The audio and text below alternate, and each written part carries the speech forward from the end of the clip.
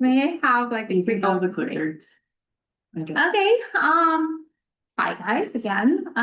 So my name is Natalia Zakhachuk. That's a pretty large, long last name at the bottom of the slide. And Chantal. I'm Chantal Hansen. Yeah. We are both international research specialists from international office. And today we are going to talk about internationalization, globalization, your research, how you see yourself, into this whole area of globalizing research mindset. Sometimes when I say that, I don't understand myself how this huge concept fits into my career, but still it's something that we will talk today about. So, okay. First of all, I'd like to acknowledge that we are on a Treaty 6 territory and the homeland of the Métis, and we reaffirm our relationship with one another and the land and okay, thank you. And the University of Saskatchewan is committed to working towards mending colonized lands and protecting the land in a way that demonstrates honor, respect, and love. The university extends this commitment to the lands and treaty territories 2, 4, 5, 6, 7, 8, and 10 that constitute KC Saskatchewan, Swift Current, and all Indigenous people that call KC Saskatchewan home. We are born to the land, and the land claims us. Actually, I always encourage my students that I work with to think about land acknowledgement and how the land acknowledgement can reflect their own journeys and how they can kind of feel and I don't know, change the land acknowledgement to reflect their own stories with this land and Indigenous people and Métis people of this territory. So, and this one is just like, well, we have with the universe. If you point at the computer, it works. Okay. Okay. I'll do it. Okay. Could you do it? Yes. Trying to figure this out. There we go. Okay, so today, Chantal and I, we brought two different perspectives on internationalization and two different stories. Of my story will be of more inbound student and the experience that I had, and Chantal will dive into her story a little bit later. So actually, I came here almost 10 years ago, and you can judge from my accent that I came here. Okay. Leave him alone. Come on. And Oh my goodness.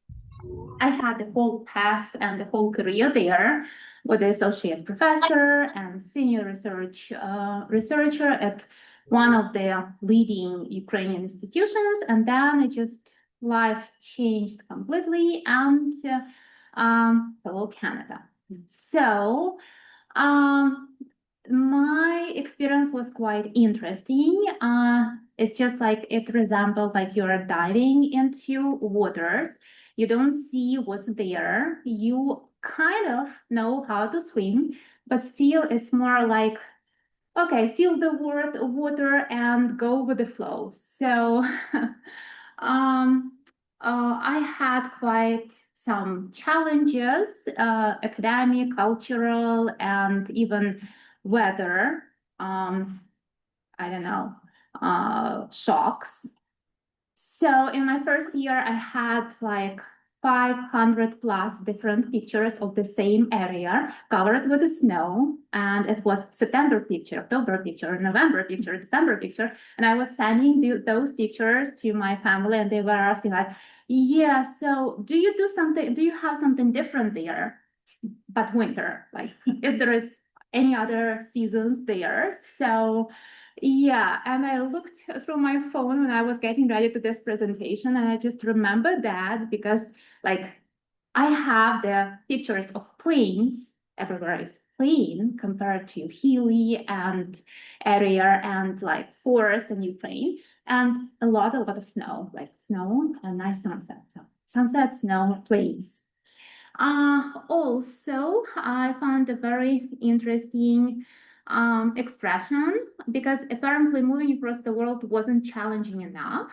I went into PhD program right away. Well, I had PhD from Ukraine, but it's a completely different story.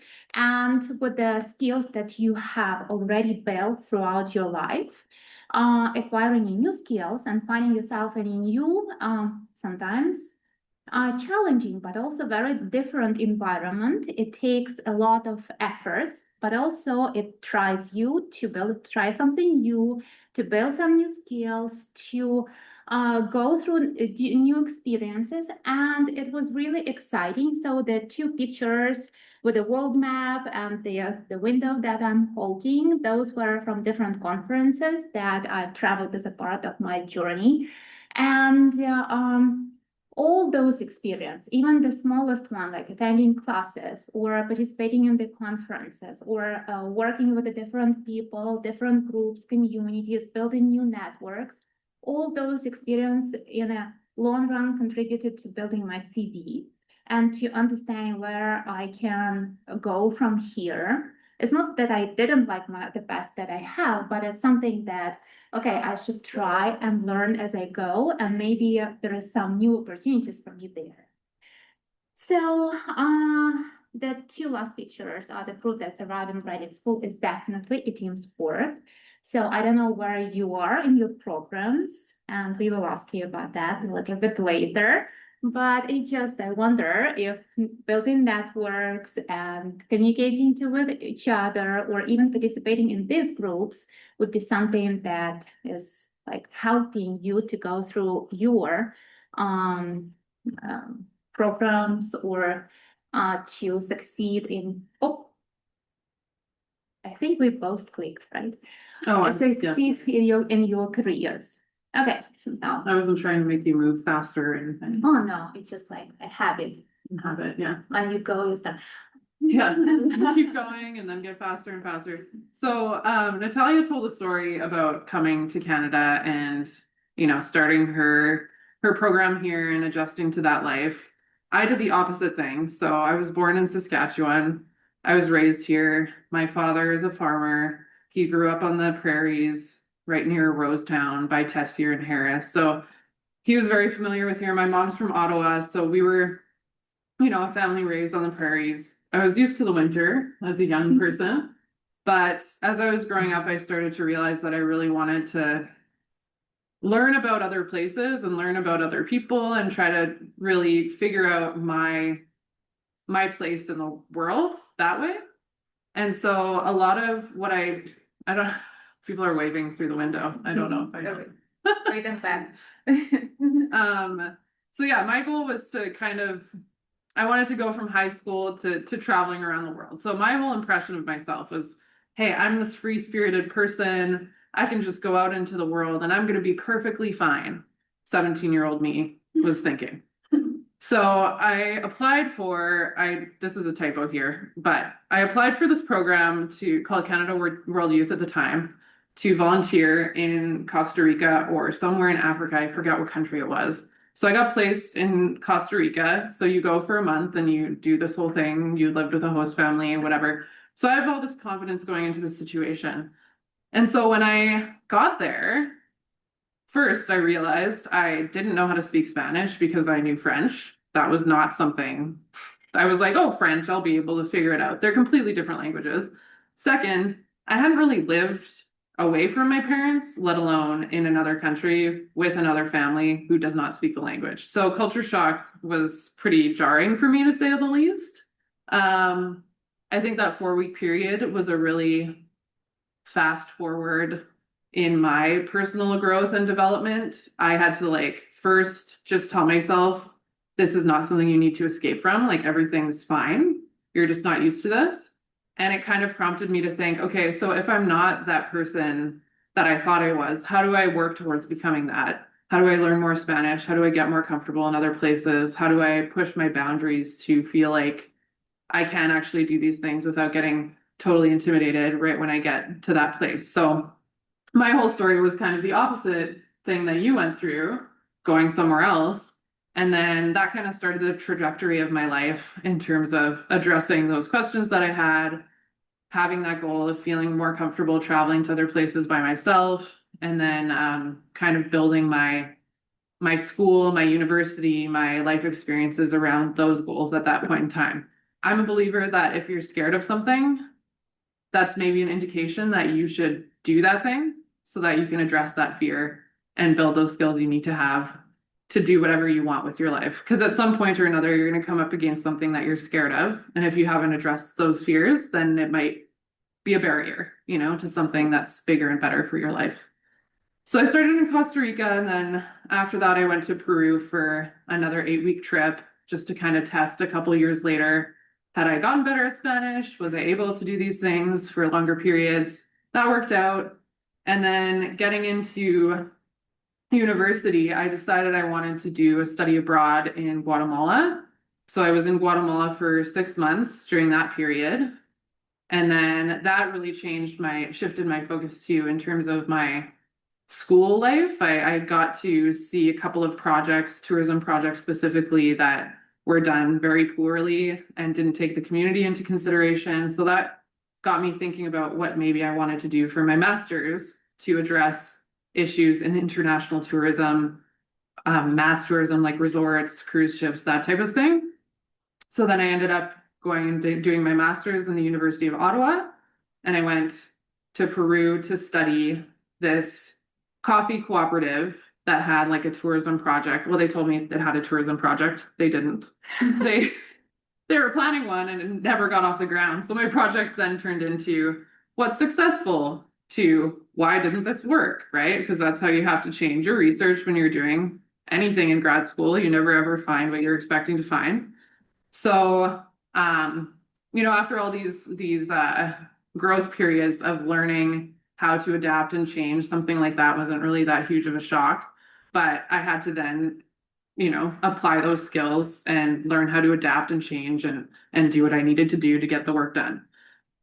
So from there, I started working here, working with international students and students going on study abroad programs. So it was kind of that interesting experience where I was applying what I was learning about myself to then welcoming students to campus here. And then also preparing students to go to other programs abroad. And now I'm working with faculty on international research proposals, which is relevant, but is kind of an offshoot of what I've been doing for the last however many years. So the reason we're talking about this is we want to give examples on how you can integrate international experiences into your life and career. We're both examples of that. I don't really like talking about myself, so I apologize for making you listen to all that, but we wanted to really give you like real world examples from our experience of how we've built in international experience, research, study into our lives and how that's kind of impacted the way that we've been able to build our own careers. I can tell you right now, I would not be here in this job today if I didn't do those things. And I'm pretty happy, you know, in general. I get to travel for work still. We get to do vacations basically anywhere in the world because, you know, I've developed the skills to be able to do that. So that's where we wanted to start. I think I'm going to pass it back to you right now. Does anyone have any questions right now about anything? Or No? on the chat too. Or in the chat? You're watching the chat too, right? I am. Okay. Oh, Good. perfect. No? Okay, I have cool. a question. Yeah. I've always heard that, like, you know, you should like travel abroad when you're like young and stuff because it's like a good experience and stuff. Like, what's like a concrete example of like an actual like benefit that you gain from traveling abroad Oof. that you wouldn't actually have? I have like more answers to that than I can. I mean, the one thing that I think it's built in me, that's like kind of one of those intangible things, is that I've learned at a very young age, and as you get older, you start to realize you kind of get into these patterns of thinking, of being, of like, oh, I couldn't live without my bed at home, or I couldn't live without having a kitchen, or I couldn't, you know what I mean? Like all these little things that you just get tied to. When you go away when you're young, you realize that you can actually do anything you want anywhere.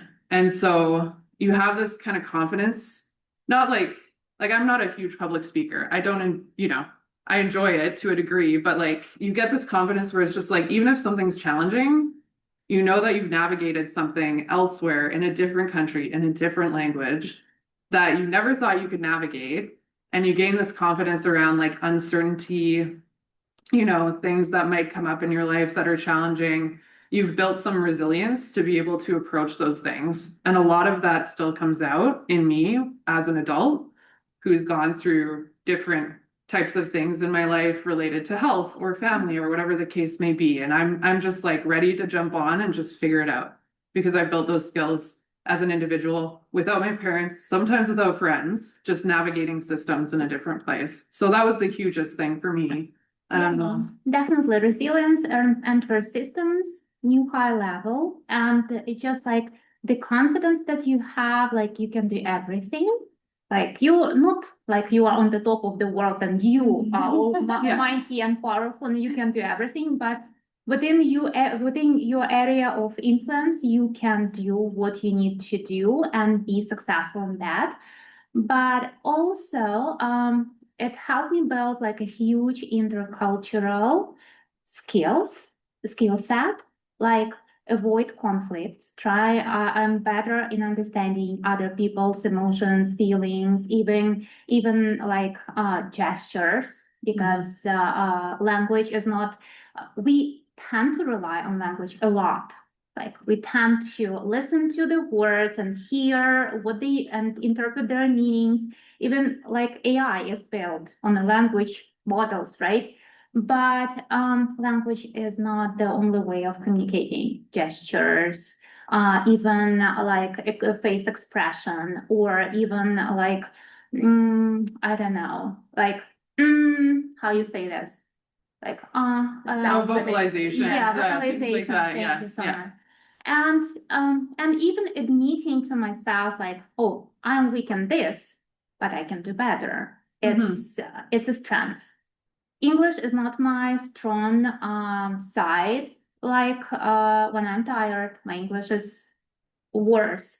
When I'm sad or under emotions, my English is worse. But even admitting that I don't know something, and it's fine because this is only the tool. And I have like, except my native language, I have 3 more other tools, and that's fine. So even realization that you are improving, you are developing, you are building all this new skill set of how to be good in interpreting others, in listening to others, in seeing and perceiving, and be a part of the community, no matter where you are. This is like a huge thing for me. Yeah. I think also professionally, when you go like every trip I've had, I like just wandering around and like looking at things and people and going to restaurants and seeing all that stuff. You always come across something that you're like, I never even knew that this existed. And sometimes it happens just as like, a food or whatever. But sometimes if you're focused on like an academic area, you might go somewhere and be like, this technology, I just didn't even know that this was a thing. And then it kind of leads you to the next thing. It's like, oh, well, maybe I want to travel to Germany now to learn more about that. So professionally, you can gain all this knowledge about what people are doing in different areas of the world that if you never leave, you would never stumble upon, right? So there's all these different ways. I like to live my life as like, once I stumble on something interesting like that, or I have a fear of something, then I'm like, okay, that's the next thing I'm going to work on, So just kind of not having general goals, but like following what life kind of reveals to you as you go. I think that's a really cool skill that I've learned how to do too. Not just having everything laid out. Like sometimes I want to do that, but life has other plans. So I have a question before we jump to another slide. How many of you applied to get a job you want? Now. Just applied? Applied, like had an interview. Yeah. Yeah. Okay. So you have this experience, right? Great. So, and even if you have this description of a job that you're applying into and you're trying to craft your CV, cover letter and everything, and get into interview, and there is a question there. So could you give an example how you showed this or this or this? Well, just coming to Canada for myself and being in this environment and like studying for half a year, or even if I came here like for a month and being here for a month. So it's like a huge pool of examples what to give at the interview, like how like communication skills, resilience skills, interpersonal communication skills, problem solving, independence. So so much. And it's great because no ChatGPT or Copilot or whatever will be able to provide those examples, those generative examples for you. You And the will have it all. experiences, yeah. And Yeah, that's a really good experiences, point. yeah. It's not just examples, experiences. So it's more on the practical side, even if we don't. Yeah.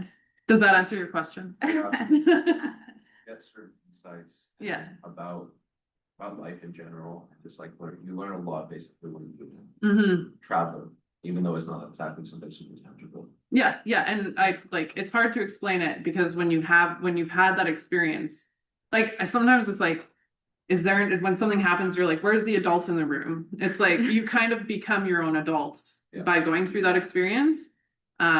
And you're like, I can be the adult now. I can figure that out. I can navigate this. I can look that up. I can contact those. You know what I mean? So it just becomes a little bit easier to do that when you're. It sounds like a very empowering experience. Yes. Confidence. Totally. You can handle the situation even if you don't have all the answers yet. Exactly. You're going into a dark black box, let's say. Totally, exactly.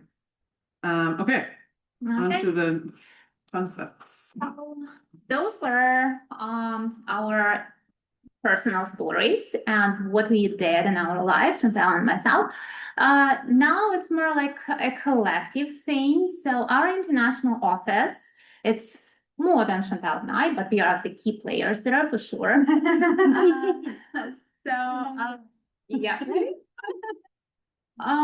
So our office is actually guided and the internationalization at all in at the university is guided by this so-called international blueprint for action. It's basically, it used to be a 4-year plan, but now it's more extending. It started 2018 and now it's renegotiated and kind of reinterpreted, but it's still there. So there are 4 basic pillars or areas of how our university is open to internationalization. The first one, internationalizing learning experiences, is more about students and faculty going somewhere and get that international experience, either studying somewhere or teaching somewhere, but still bringing USA's culture, USA's perspective, everything, and going somewhere else to learn, of course, and to do all interesting things, but still going somewhere. Diversifying our university community is more welcoming incoming students and international faculty here, again, to study and teach.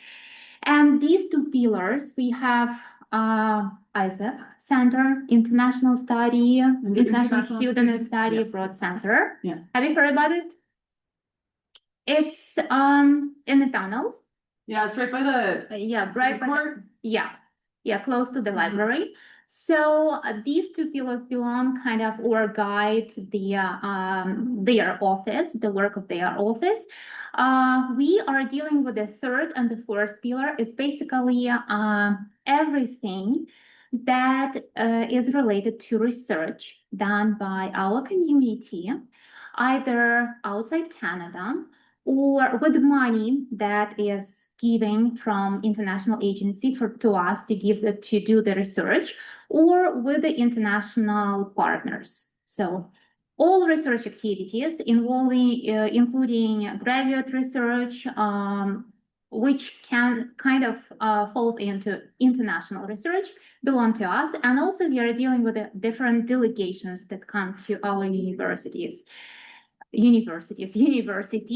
And and the last one, we also try to see how we can better engage with the international communities outside Canada. So our office is basically what we do: international partnership develop different agreements between the institutions, see whether these agreements are good to go or should be renewed, which part of the agreements we need to adapt and change, something like all of this. International relations, we work with the different governmental agencies abroad and also in Canada, industries and other institutions.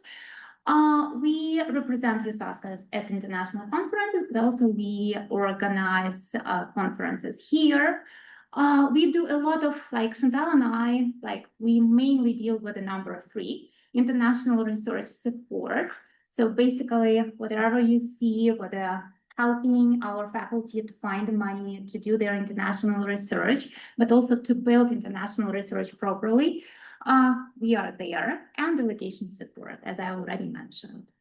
So for us, why our experiences were relevant is that I came here, but also my research was not here. I did research in Ukraine, so kind of brought the insider outsider perspective, and I know for sure how to do research somewhere else. What are the challenges? What are the benefits? What you need, because sometimes you don't know yourself what you need to go somewhere and do the research.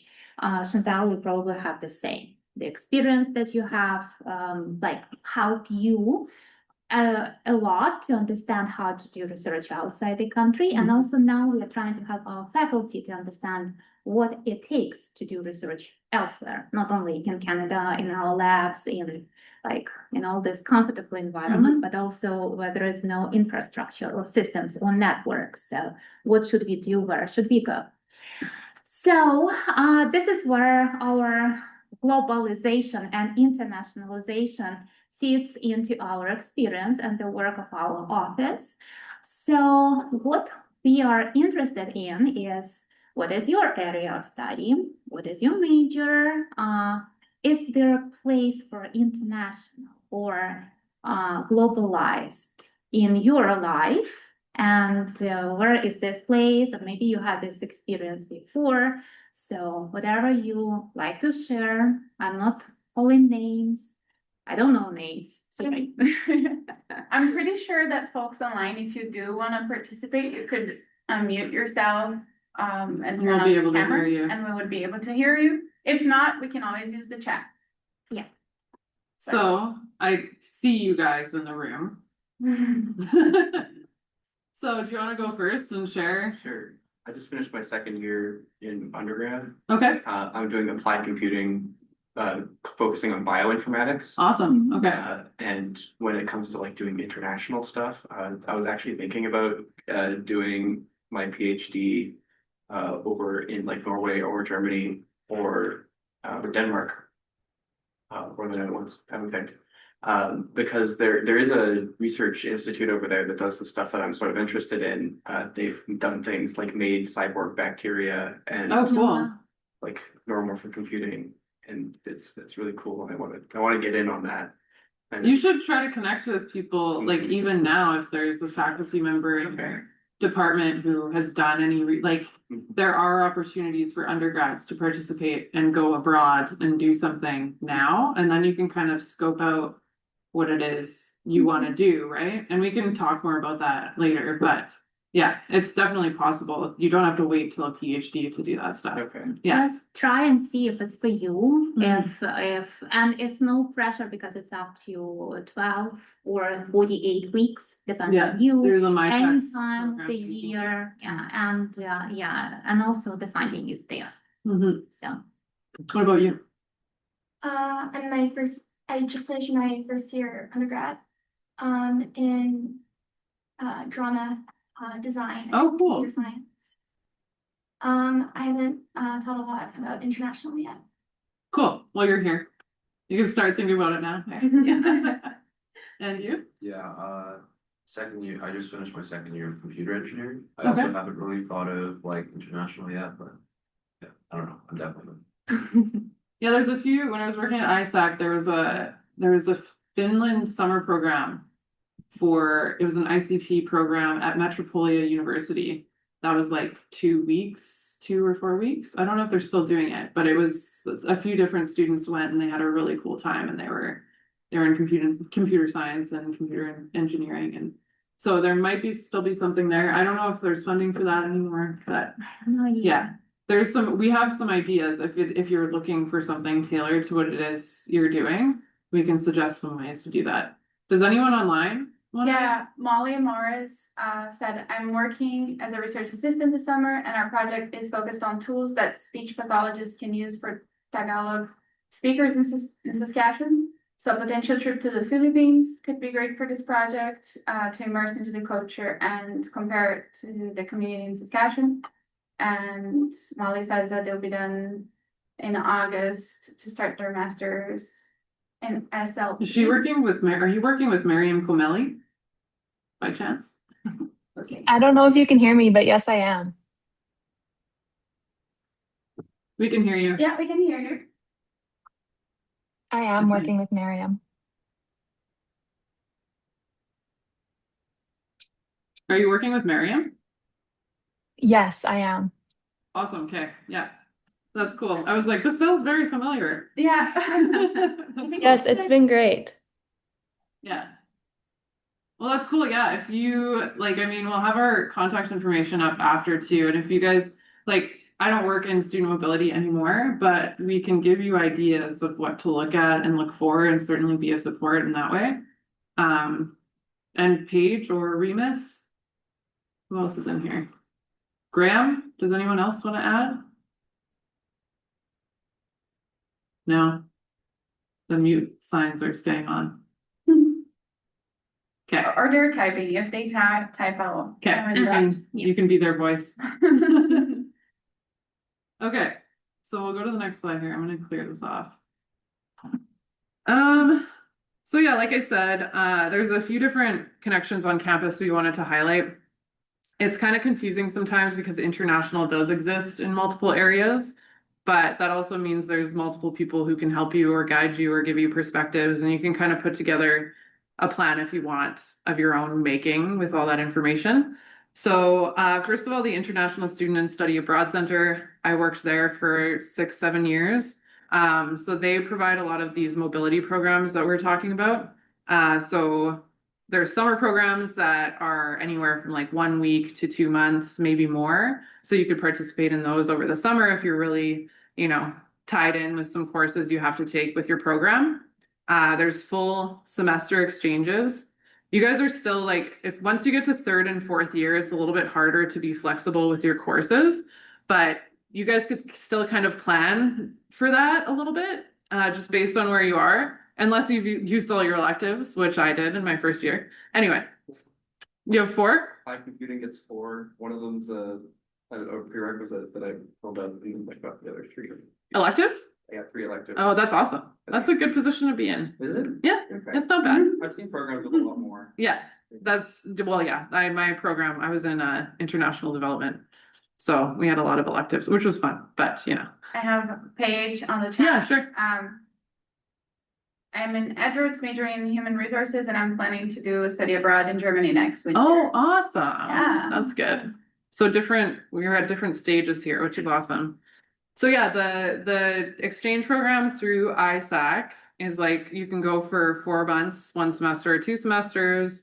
And there's a lot of different opportunities even through ISAC to engage with different student groups on campus. There's Nigerian student group, there's India student group. So if you want to just get exposed to different cultural activities, different cultures, it's a good place to go and just like volunteer or whatever the case may be. Sometimes it's nice to just meet people from different backgrounds, and maybe that kind of leads you in a specific direction too. It's just fun to explore a little bit that way. And then college advisors, those are your people when it comes to fitting something into your program. You'll want to talk to them. So ISAC runs the program, but ISAC does not have anything to do with your specific degree.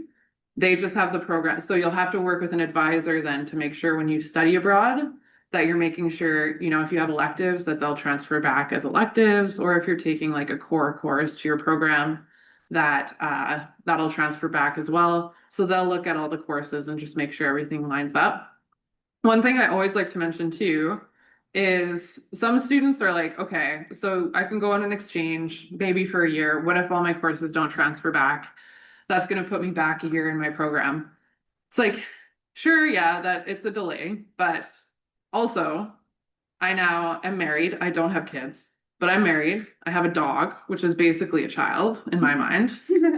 And, my parents are getting older. I have a mortgage to pay. It's like, I'm never going to be able to go anywhere for a full year. Like I could in theory, but it's way easier when you don't have all those things that you're tied to.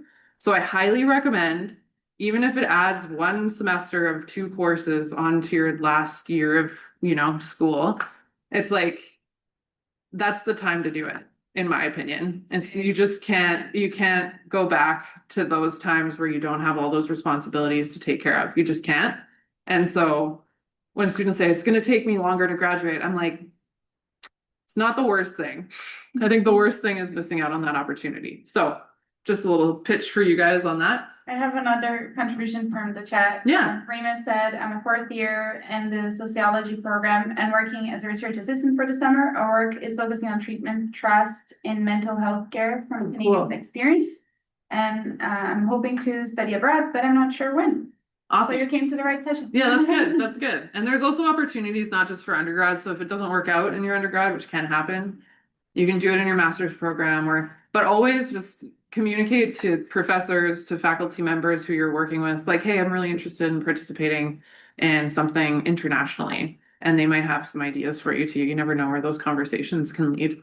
Yeah, and so other campus connections, we have listed all the different units that can and do help support undergraduate research, international experiences, transfer credit, and those types of things. Any questions about this stuff? Got a small enough group that I feel like I can. Good. Okay. So clear. Yeah, very clear. I'm sure I'm just making it more complicated for everyone. So these are a few QR codes you can access. The first one, we're going to share the slides with everyone. Okay. Yeah. So the exchange programs, that's what I mentioned. Those are 1 or 2 semesters over an academic year. So you can kind of scan all the different opportunities on that website. It shows all the different countries that we have available for exchanges, and then the subsequent institutions that are associated with those countries. Collaborative online international learning. That's a type of course that there is still some offered on campus. It was more prominent during COVID because obviously we couldn't be traveling in person anymore. But if you're looking for a course that has an international element, this one kind of is a course that's done in collaboration with another institution in another country. And so you take it online and it's 2 profs working together, but you work with the students from that country as well, online as well. So you can talk about their context, some of the topics they might be dealing with in their own country, some of the research that's being done there. So those types of courses are really useful to expose students to different perspectives without actually having to leave home. And then sometimes students build those connections online that way and then eventually go and visit that place or do another degree there or whatever the case may be. So I don't know if there's any in computer science or anything like that, but something to keep an eye out for is the COIL is what it's called. And then internships. This QR code takes you to your college advisor page. So if you're looking at internships or anything like that, also talk to a college advisor. There might be degree-specific internships you can participate in. And then there's also the programs Natalia mentioned. There's funding opportunities outside of the university that fund, say, like an undergraduate research project or a graduate research project for 12 weeks. You can go somewhere else, work with another faculty member there that's connected with your supervisor here, do a project, and then come back, and that's your international experience. So there's opportunities like that as well that we can point you towards if you're interested. And then these intercultural communication modules, I actually created these 5 years ago, 6 years ago, and it was intended to give students it's an online self-paced course, but it gives you an idea of the different communication skills you might need when you're going abroad before you go somewhere else. Yeah. So why is international research important? I feel like I don't even need to, I feel like we've been talking about this the whole time, but some of the points we wanted to address is the Sustainable Development Goals that have been developed by the United Nations. Those are more and more prominent as we see like research themes moving forward. The SDGs are a huge aspect of that in a lot of cases, specifically with Canadian grants as well. You have to address, poverty or water security or Climate change. Yeah, climate change. All those topics are very hot topics right now, and they're only getting more and more prominent in the research world. Global to local connections. So one of the things that I've found interesting is in Saskatchewan, there's this colonial context that when I was going through high school, we actually didn't talk about, and I'm not that old. Yeah, that's not that long ago. I never really learned anything about the colonial history of Canada. And the reason why it became something that I found really important, I just finished my doctorate comparing international and Indigenous initiatives in universities. And when I had gone abroad to Guatemala, we went to a mining community of Indigenous people who had been like forcibly removed violently by Canadian mining companies. And I was like, well, this is insane. Like, I've never heard about this. So I came back to Canada, and then I started realizing, like, hey, the thing that happened in Guatemala has also happened here. And I started making these connections between like the Indigenous context of Canada and what has also happened in other places around the world.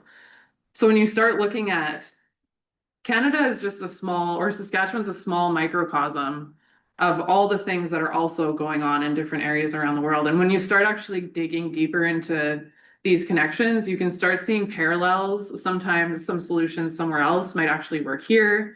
Sometimes solutions here might work somewhere else. So the impact of the things that you're researching or studying have so much more breadth. Like you can transfer those things to different places in so many different ways. And so those local connections and that local knowledge about your own place can sometimes be prompted by going somewhere else and seeing something similar and then coming home and be like, wow, that's been happening in my own backyard for my whole childhood and even before that, right? So those connections are really important, and those research initiatives usually have such huge impact because they impact not just one community, but multiple communities around the world. So that's just one example of that. Global to local connections can be anything. Sometimes something like climate change affects everyone in the world, for instance, or a global pandemic, whatever the case may be. And that can really be a good topic of research that doesn't just get, you're in the boundaries of your own country and you don't think beyond that. It's like it strengthens your research and your studies so much more when you can transfer that to the rest of the world too. And then, yeah, building your resume and future opportunities in your career, that's not just a sub point, but I think that's the most obvious one is like, people talk about how you put this on your resume. It's true, but you also keep those skills. They're within you. They're integrated in you at that point. It's not just on a piece of paper. So that's important too. So how to start planning for, I know we don't have a lot of time left. Oh, okay. How to start planning for graduate level international research. So we talked about the undergraduate programs, the exchange program, those types of things. But to do graduate level research, we kind of came up with this. There's more steps than this if you want there to be. There's different directions you can take it, but this is kind of a guide for you guys to refer to, just to maybe guide the process of planning. So one, thinking about, like you mentioned, you might want to do your PhD in Germany or Denmark or wherever, like having that as an idea. And then, two, connecting with some faculty members in the college and seeing if they have some connections, that's somewhere to start. You could also reach out to people at institutions you might be interested in and connect with them that way. So just putting those feelers out there and seeing if there's anything that might be attractive. You might have to adapt your plan a little bit along the way, but that's one place to start. What type of research are you interested in? So are there certain technologies, are there certain topics that you find really fascinating that you're like, oh, I could never do that? And it's just like, well, why don't you go down that rabbit hole for a little bit and see if you can track down something that might be interesting to visit, maybe on a vacation, maybe on a graduate research program. You know what I'm saying? Just kind of putting those pieces together. And then finding those country experts in your field. So I'm trying to think of an example off the top of my head.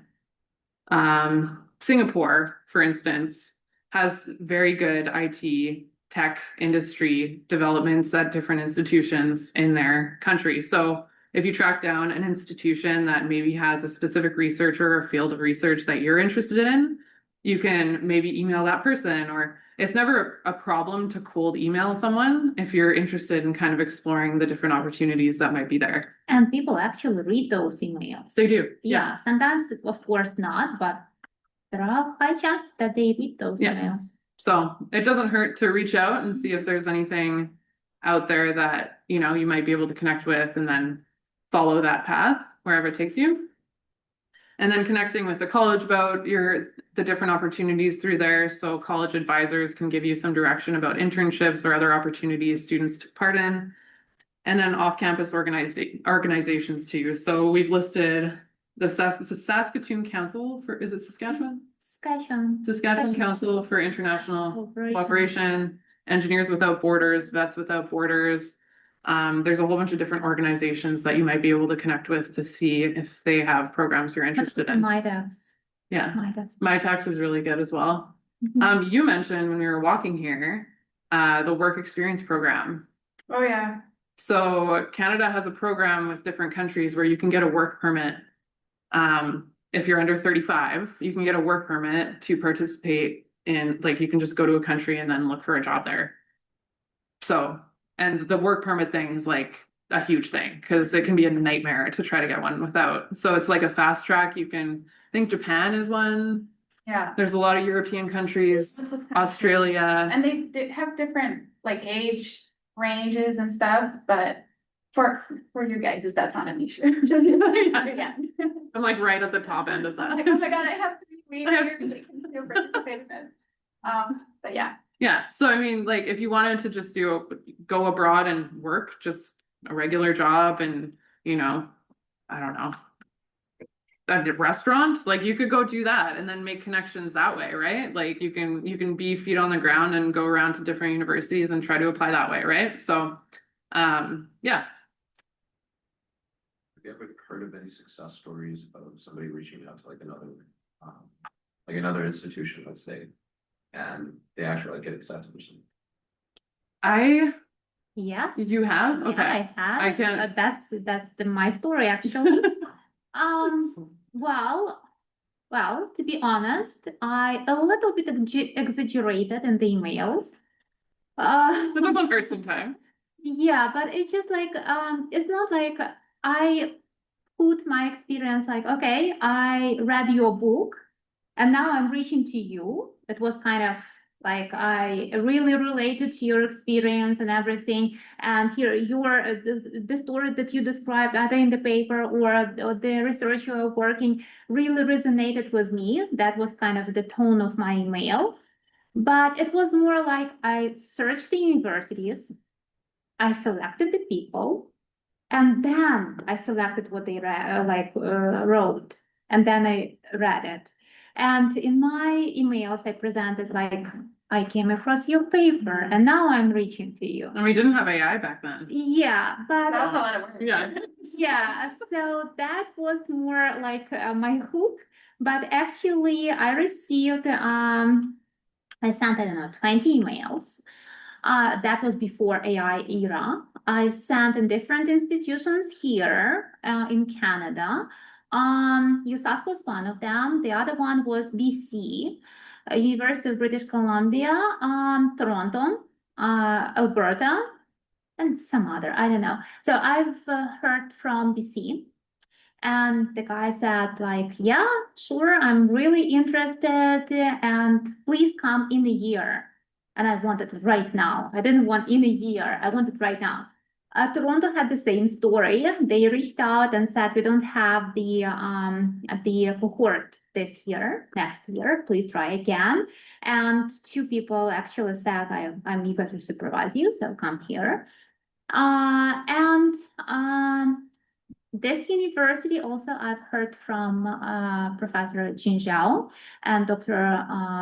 Don Volin from Education Administration. And they said to me, especially Don was super nice. And she said, oh, yeah, sure. Like, please apply and come. I'll be willing to serve as your supervisor. So eventually she became my supervisor. And yeah. And the same story with the country expert in your field and with the type of research you're interested in, go to the conferences.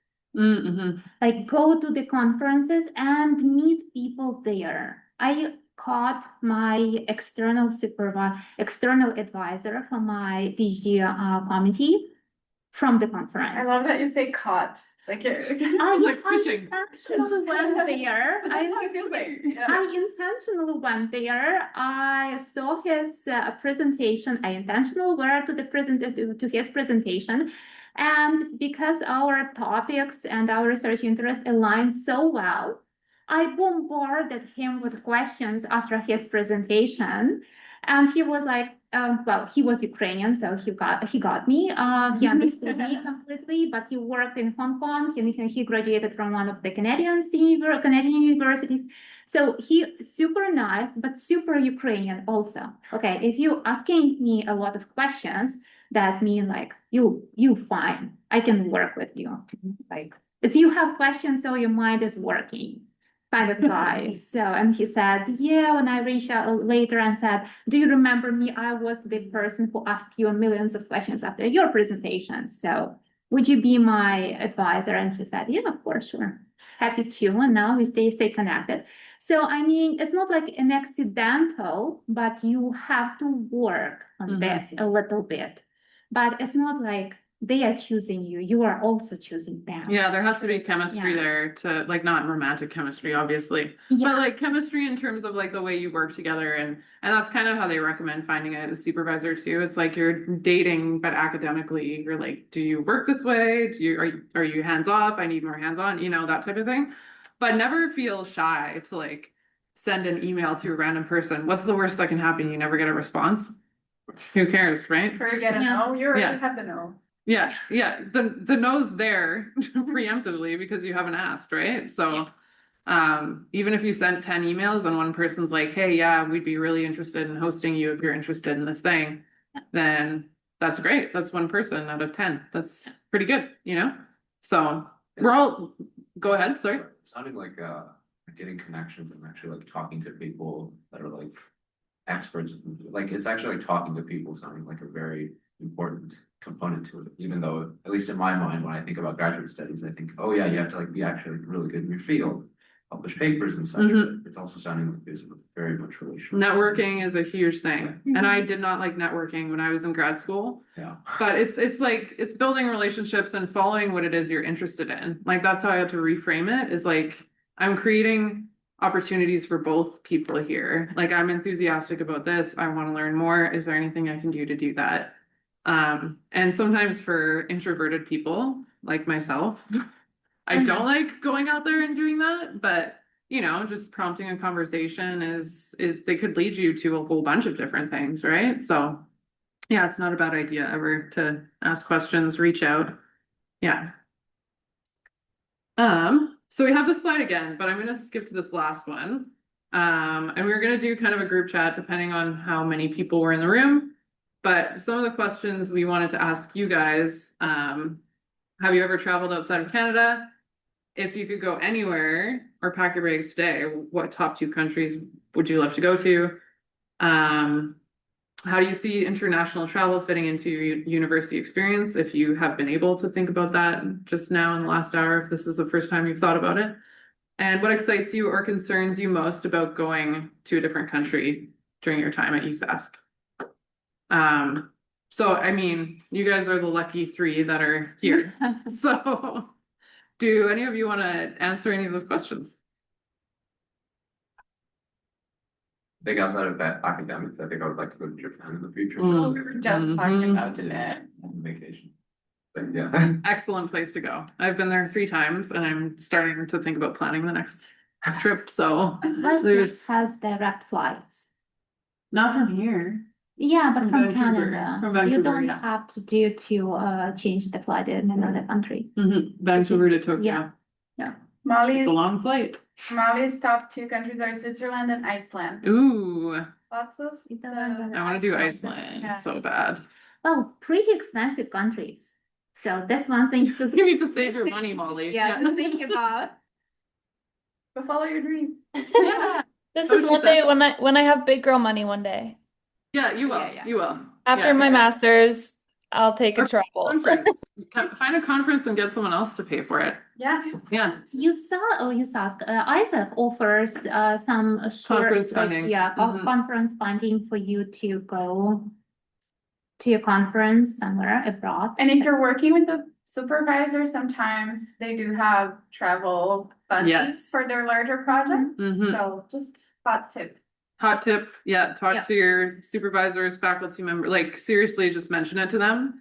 Because there's a lot of people who have international connections that when you mention it, it's like, okay, maybe that's my first step to, it might not be the country you want to go to, but maybe you can make connections in that country with another, you know? So it's like this domino effect type thing that happens. Rima says that they would go to China and Peru.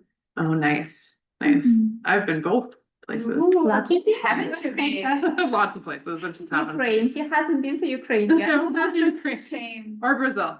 Oh, there you go. Yeah. 2 countries. Yeah, two. Yes. Okay. I'd probably want to go to like Amsterdam. Oh, cool. Yeah. And Delft is nearby as well. They're both in the Netherlands. Yeah. Delft is apparently the quietest city in the world. Ooh. Because they've done some very magical urban design down there. Oh, cool. Cars. I'm like, how do you do that? Are you an introvert too? Yeah. Yeah. You like a quiet place? Mhm. Yeah. Well, another, I don't really know if I have a second country I'd pick like immediately, but I'm interested in going to Spain, especially like Catalonia. Mhm. Sweet. Okay. Yeah. That's fun. Yeah. Yeah. These things are fun to think about. Just like I just like going on Google Maps and putting the person on the map and just like going around the streets and then being like, oh, spoiler alert, I can't. I need to go there. You know what I mean? But yeah. And do you have any ideas of where you'd like to go? I haven't thought a lot about it, but I'd like to go back to Germany Mm. You've been to Germany before then? Yeah. Yeah. on family trips, but it'd be cool to go on my own. Cool. Yeah. And once you've been there once, you kind of know how things work, so it's easier to navigate. So awesome. Germany is like one of the top research countries in the world too. So for research, they have tons of opportunities. The German government offers a lot of scholarships for students going there and students coming here. So that's a good place to like focus on if you're interested in doing something academically too. Yeah, and I think DAAD Yeah. offers great opportunities for undergraduates as well. And if you are successful in one of those programs, USask offers top-up funding Mm-hmm. for your additional expenses. Yeah, so the program will cover some expenses and then our office and the Saskatchewan government covers the rest of the cost basically. So there's money around if you're looking for it, if you haven't noticed, but you just have to pick the right things to kind of fit it into your. And the right people to talk to. Yeah, exactly. Okay, I think we're at time. Yeah. 1 minute over, so sorry. So we can't even answer this question. What's one thing, quick? Maybe we can. Traveling other countries build resilience, confidence. It's a good thing. The same. Same? I can do whatever I want. Yeah, you can do whatever you want. Beyonce. My head. As I was gonna say, is there a song we're gonna do? Person. What? Sorry. No, you can sing it. We're done. We are recording actually, we're still recording, you can sing. But yeah, so thanks guys for listening to us talk for a little while. I mean, I would love to be your guys' age again because, you know, the world is your oyster and all that stuff, but it's true.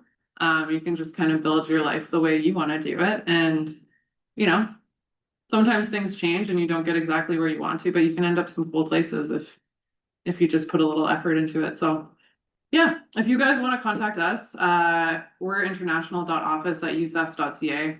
I didn't bring my cards or my name tag, but I can give you guys my email if you Well, want to. if- Can it be posted? Mhm. Yeah, I'll share the slides and I'll probably copy you too on the message, so you have. Yeah, if you copy us, then Yeah. you can contact, I'm Chantel, that's Natalia. Yeah. So if you want to email one of us directly, that's fine too, and we might not be able to help you specifically with the question, but we can kind of direct you or give you an idea of who to look to or where to go or whatever the case may be, so. Yeah. Yay! Thank you from Natalia. Q&A Q&A, okay. as well. Yeah. We'll still be around, I have nothing, I'm gonna stop the recording here. Thanks everyone online for joining. Have a good rest of your day. I'm gonna end the recording. Should I stop the Zoom call? I think so. Okay, Bye, online folks. bye everyone. Bye.